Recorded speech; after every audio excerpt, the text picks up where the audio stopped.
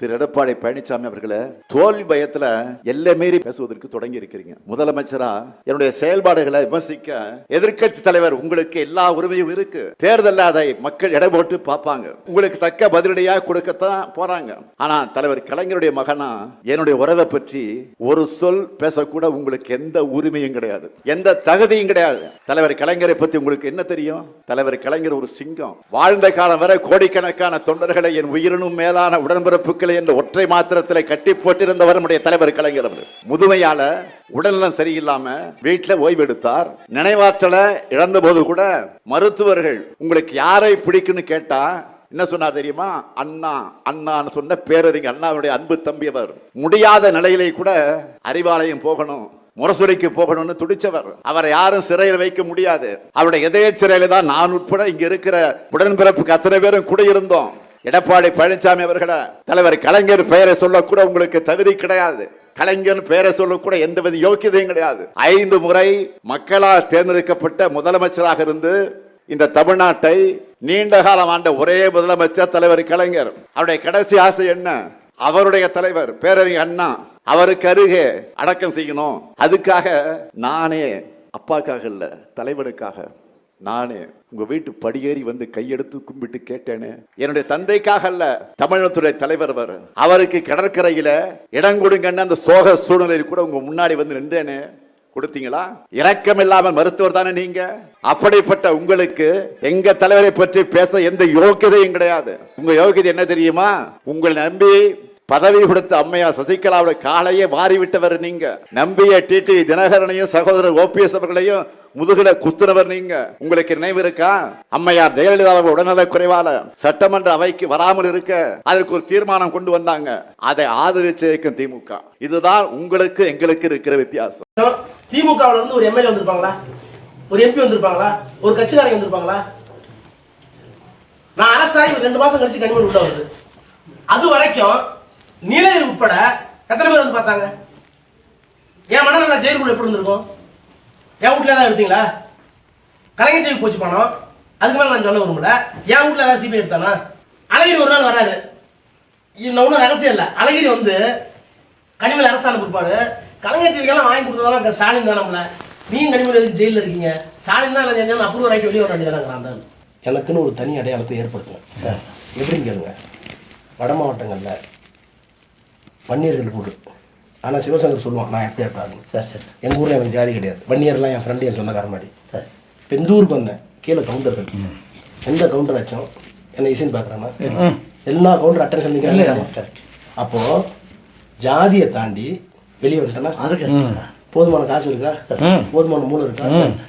கலைஞர் போயிட்டா கனிமொழி தாக்கு ஸ்டாலின் பஞ்சாயத்தாகட்டும். இப்போ அவருக்கு தான் பெரிய பிரெயின் இருக்கா? டெல்லிக்கு போகும்போது அப்படி இங்கிலீஷ் கூட்டிட்டு வர ஒன்று. இன்னொன்று தங்கச்சி நம்ப மாட்டாரு. என்ன தங்கச்சி? கனிமொழி நம்ப உண்மையாது. கனிமொழி ஏற்றுக்க மாட்டாரு சார். சென்று விடாது. என்ன வெளியே தள்ள முடியாது. சரி, புரியுதா? என் கம்யூனிட்டி எழுத முடியாது, என் அறிவு வெளியே தள்ள முடியாது, என்கிட்ட இருக்க வேற செல்வாக்கு தெரிய முடியாது, வேற லாக்ல நான் வச்சிருக்கேன். புரியுதா? நேரம் எனக்கே இப்போ சரியில்லை. கேளுங்க. இல்ல இவர்கிட்ட பேச முடியாது.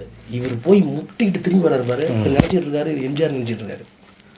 தலைவருக்கு பிறகுதான் ஒரு செட்பேக் வரும். எல்லா பிராமின் போட்டு அடிப்போம். சரிங்க. எல்லா இந்து எக்ஸ்பிரஸ் எல்லாம் அடிப்போம் அவரை போட்டு. இப்பவே அப்படிதான் அடிச்சுட்டு இருக்காங்க. இவர் நினைக்கிறா நம்ம எம்ஜிஆர் மாதிரி ஜெயிச்சிடலாம். அப்படி இல்லை, கிரவுண்ட் அப்படி இல்லை. இப்போ வந்து ரைட் அப்பாவே அவரே கைதி மாதிரி இருக்காரு தலைவர். இவர் டேக் அவுட் பண்ணிட்டாரு. இன்றைய தினம் ஸ்டாலின் வந்து திருநெல்வேலி ஒரு பொதுக்கூட்டத்தில் பேசுறார். மழை வேற வர மாதிரி இருக்குது. அந்த பொதுக்கூட்டத்தில் அவர் பேசிக்கிட்ட பொழுது அப்படி கோபத்தை கக்கிறார், எரிச்சலை வெளிப்படுத்துகிறார். அவர் சொல்றாரு, எனக்கு உயிர் கொடுத்த ஆளாக்கிய தலைவர் கலைஞர், கலைஞரை நான் வீட்டு சிறையில் வைத்திருந்தேன் என்று நாக்கில் நரம்பில்லாமல் பேசுகிறார் எடப்பாடி பழனிசாமி அப்படின்னு ஸ்டாலின் பேசுறார். திரு ஸ்டாலின் அவர்களே, நான் பேச வந்தது நீங்கள் சற்று உற்று நோக்க வேண்டும். உங்களுடைய கோபம் என்னிடம் காட்டாதீர்கள். உங்களுடைய துணை பொதுச் செயலாளர், முன்னாள் மத்திய அமைச்சர் ராசாவிடம் காட்டுங்கள்.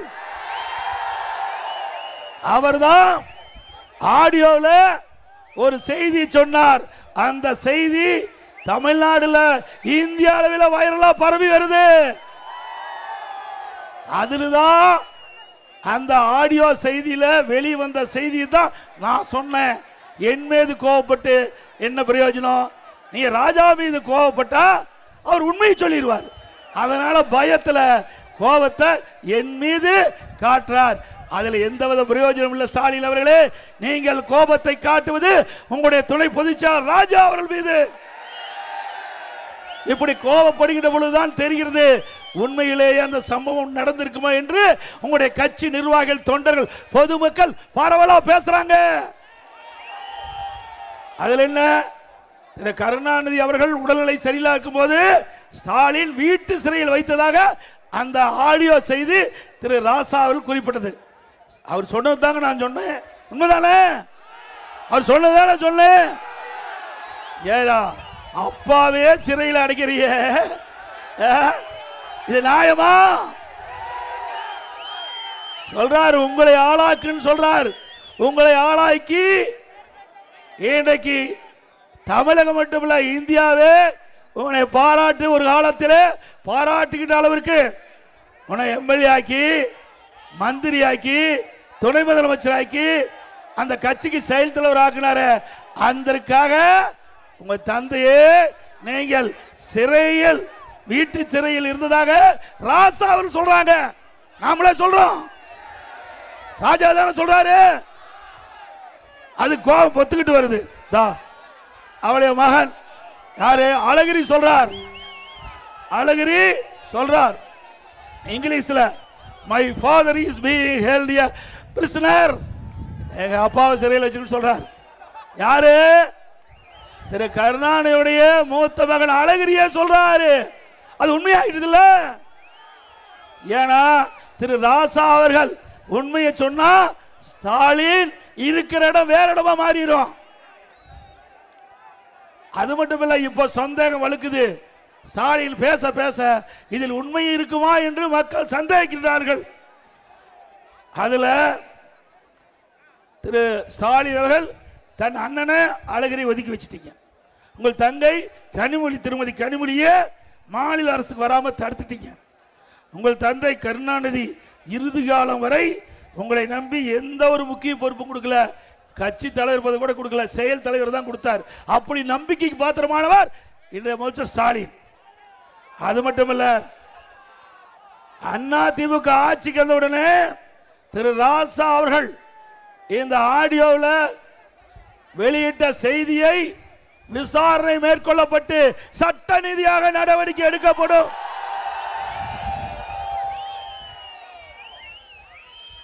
திரு ஸ்டாலின் அவர்களே, எங்களுடைய அம்மா இருந்த பொழுது என்னென்னலாம் பேசுனீங்க நீங்களே சொல்லுங்க. சரியா தவறான மக்களே முடிவு பண்ணுங்க. 2021 பொது தேர்தல், 2021 சட்டமன்ற பொது தேர்தல். அந்த சட்டமன்ற பொது தேர்தலில் 22வது தேர்தல் வாக்குறுதி திமுகவின் சார்பாக ஸ்டாலின் வெளியிட்டார். அதுல அவர் சொல்றார், முன்னாள் முதலமைச்சர் அம்மையார் அவர்களின் மரணம் குறித்து முறையான விசாரணை நடத்தப்பட்டு தவறு இழைத்தவர் எவரானும் அவர் உரிய சட்ட நடவடிக்கை உள்ளாக்கப்படுவார். நீ அறிக்கை கொடுத்திருக்கிற. இப்போ முன்னாள் முதலமைச்சர் திரு கலைஞர் அவர்கள் வீட்டு சிறையில் வைத்த அவர்களை சட்ட ரீதியாக விசாரிக்கப்பட்டு அதில் உண்மை இருக்கும் பட்சத்தில் தகுந்த நடவடிக்கை அண்ணா திமுக அரசு எடுக்கலாம்ல. அவரு முன்னாள் முதலமைச்சர் தானே. நம்ம அம்மாவை பத்தி பேசுறீங்க, உங்க அப்பாவையே வீட்டு சிறையில் வைக்கிறீங்க. இது நியாயமா? அப்படிலாம் வீட்டு தன்னுடைய தந்தைக்கே இப்படிப்பட்ட கதினா நாட்டு மக்களுக்கு என்ன கதி என்பதை எண்ணி பாருங்க.